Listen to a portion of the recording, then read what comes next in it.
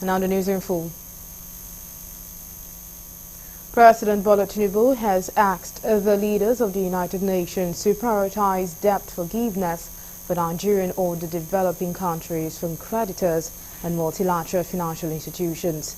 Delivering Nigeria's national statement at the 79th United Nations General Assembly in New York, United States of America, the president also called on the world leaders to recommit themselves to multilateralism by deepening relations among member states of the United Nations in line with the principles of inclusivity, equality and cooperation. Correspondent Nabuchi Kinabuchi sent in this report. It was yet another presentation by the Nigeria's leader at the gathering of world leaders.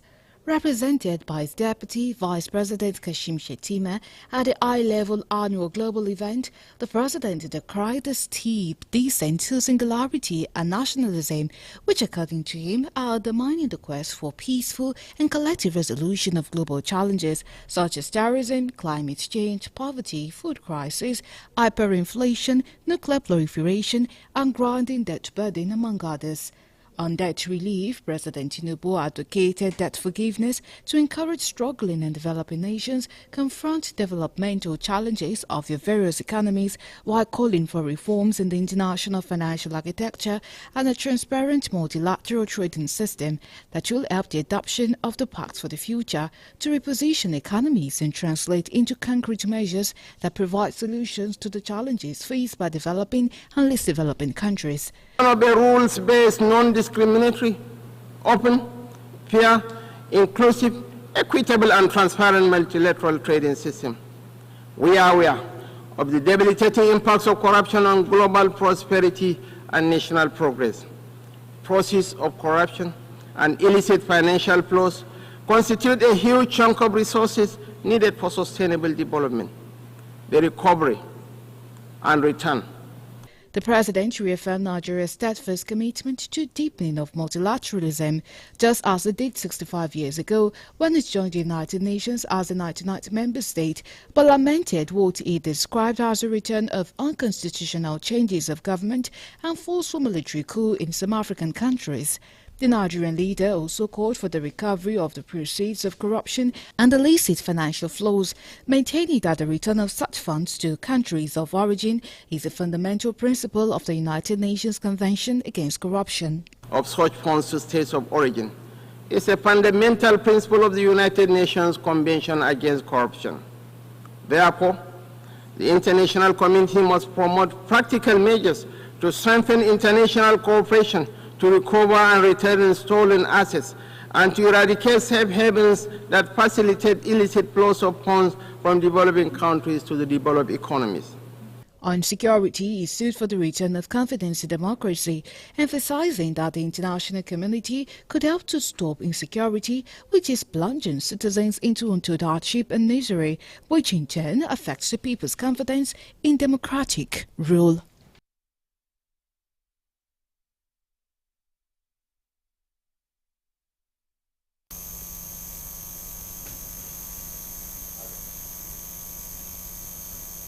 The Nigerian Senate has confirmed Justice Kudirat Kekereekun as the substantive Chief Justice of Nigeria. She is the 23rd person to hold this esteemed position and the second female to do so.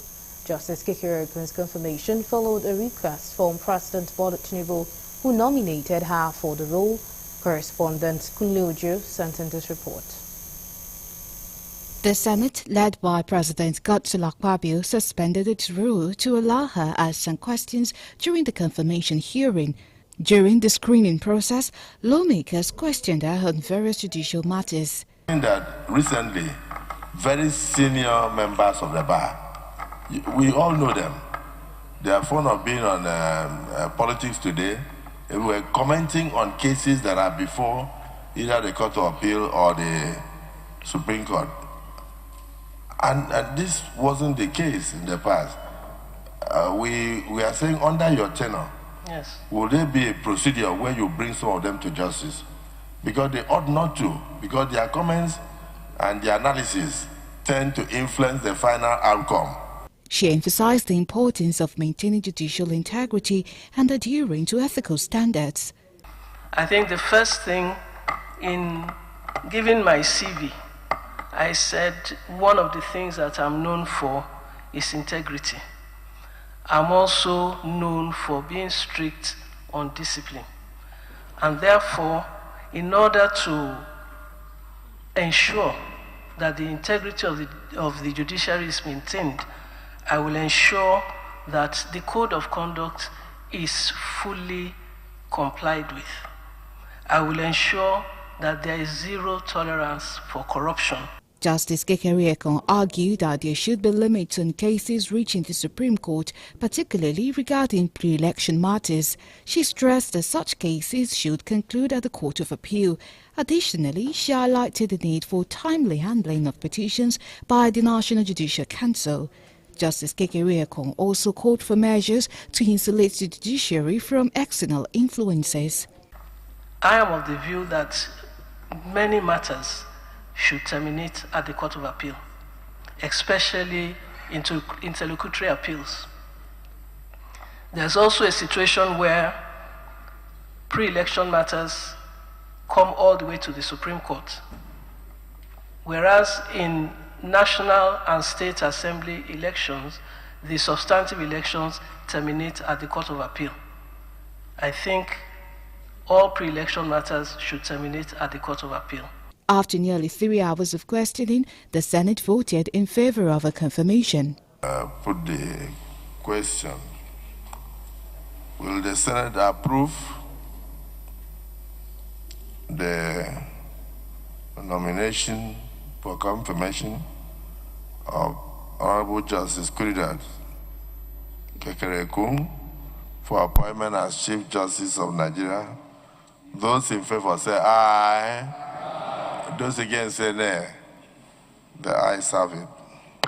Before this appointment, Justice Kekere-Ekong has been acting as CJN since August 23rd, following Justice Kayode Ariwola's retirement. She has served as Supreme Court Justice since 2013 and is recognized for significant contributions to Nigeria's judiciary.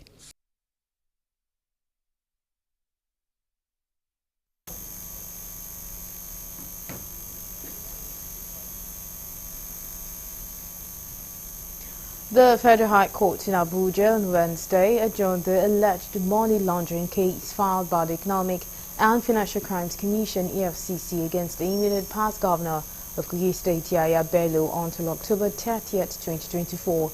The adjournment by Justice Emeka Nwite came as ex-governor Bello moved to the Supreme Court to file an appeal seeking to set aside the arrest warrant issued by the trial court on April 17.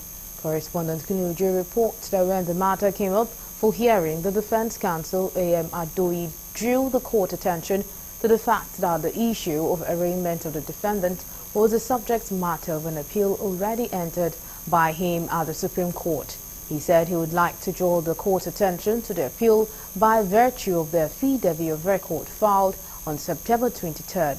Counsel for the EFCC, Kemi Pinheiro San, however, told the court that the defendant counsel were turning the court into a place for entertainment.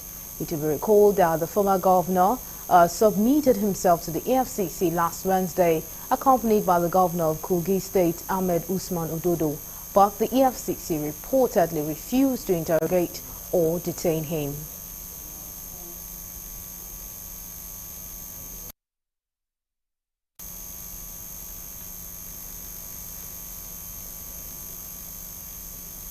The Take It Back movement has proposed a virtual meeting with the Lagos State Police Command, citing logistical difficulties for an in-person meeting. The proposal was outlined in a letter sent to the Assistant Commissioner of Police, State Intelligence Department, Jayoba Joseph, by the legal representatives of the group in Ibe Effiong Chambers on Wednesday. The police had, in a Tuesday letter, invited key members of the TIB, including its national coordinator, Sonyo Lujuwon, to meet with the new Commissioner of Police, Olarewaju Ishola, to discuss issues of national interest. Sources within the organization, who spoke anonymously, expressed concerns that a physical meeting could be employed to arrest them. However, the State Police Public Relations Officer Benjamin Hundein, who confirmed the invitation to our correspondent on Tuesday, stressed that the meeting will be friendly, saying police had no intention of arresting anyone.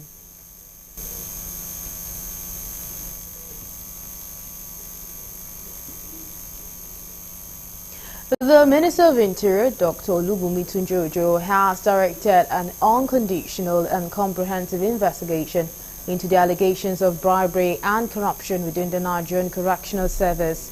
Dr. Olubunmi Tunji-Ojo, in a statement by his Special Assistant on Media and Publicity, Babatunde Alao, unequivocally condemned the alleged reprehensible behavior, noting that any form of indiscipline, unprofessionalism and corruption will be met with zero tolerance and severe consequences within the paramilitary services under the military's purview. According to the statement, the ministry will not tolerate any compromise on its core values of integrity, transparency and accountability, just as it promised to leave no stone unturned in rooting out corruption and ensuring that those found culpable face the full wrath of the law. The minister called for a special investigative team headed by the permanent secretary of the Ministry of Interior, Dr. Magdalene Ajani, to probe these allegations and submit a comprehensive report. The minister reassured the public that the investigation will be rigorous, transparent and impartial, adding that appropriate disciplinary actions will be taken against any personnel found guilty.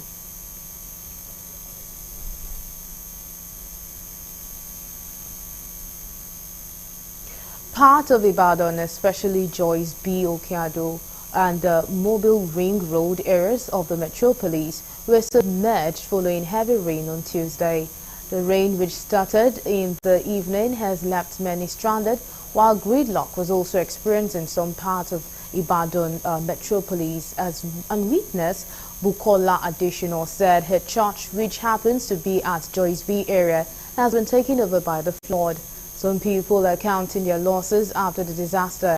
Houses, shops and some fish farmers who spoke to Galaxy News this morning said the rainfall came like the normal downpour until it began to get out of control. They appealed to government to come to their aid with proper channelization of waterways and support to those whose properties and business have been ruined by the disaster. Fishes worth millions of naira was washed away by the flood at a fish farm located in Fudasis area of Ring Road. I read about 2,000 fish in my pond and everything flooded up yesterday as a result of the rain. So I had a huge loss of the process.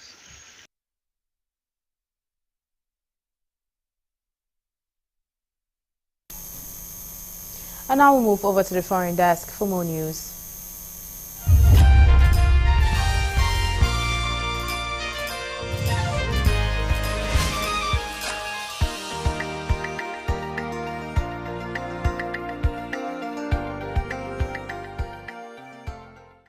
This is news from the international scene. UK Prime Minister has told British nationals in Lebanon to leave immediately after fighting intensified between Israel and Hezbollah, the Iran-backed armed group which dominates the country. Sir Keir Starmer said, "We are ramping up the contingency plan and warned that they are potentially at the brink of all-out war." The Ministry of Defense has sent 700 troops to nearby Cyprus to prepare for the possible evacuations of British nationals from Lebanon, and the government continues to advise against all travel to Lebanon.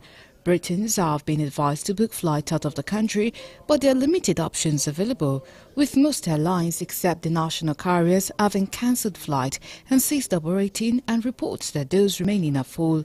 The situation in the country, where Israeli strikes reportedly killed more than 560 people this week, is described as deteriorating rapidly with devastating consequences. Lebanon Health Minister told newsmen, "What is happening in the country is carnage as hospitals struggle to cope with number of casualties from 2 days of widespread Israeli airstrikes targeting Hezbollah." Asked by reporters how the British Prime Minister would ensure the situation wasn't a repeat of the chaos in Afghan capital Kabul when the Taliban seized control in August 2021, he replied, "It was unknown."